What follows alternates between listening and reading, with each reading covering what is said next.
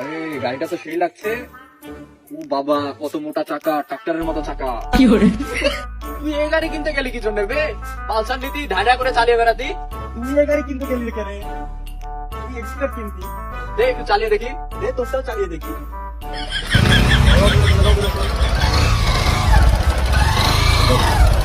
আরে বাহ, শালা মাখনের মতো চলছে।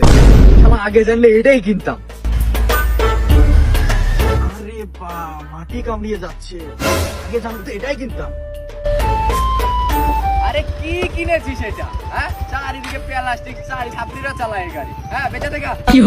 তুই এটা কি কিনেছিস রে? টানের না কিছু না, মুড়ি টুড়ি একটা। বেঁচে দেখা। গাড়িটা যা ছিল না, পুরো মাখন। যদি বলতাম, তারিফ করতাম, তাহলে আমার গাড়ির ইজ্জত কমে যেত না। ওটাই কিনতে হবে, ভাবছি বেঁচে দিয়ে ওটাই কিনবো। আরে বাহ, দারুণ ছিল। আগে জানলে তো ওটাই কিনতাম। ওর সামনে কি আর তারিফ করা যায়? করলে তো আমার গাড়ির ইজ্জত থাকতো না। বেঁচে দিয়ে ওটাই কিনবো। ঢ্যাঁ ঢ্যাঁ করে চালিয়ে বেড়াবো।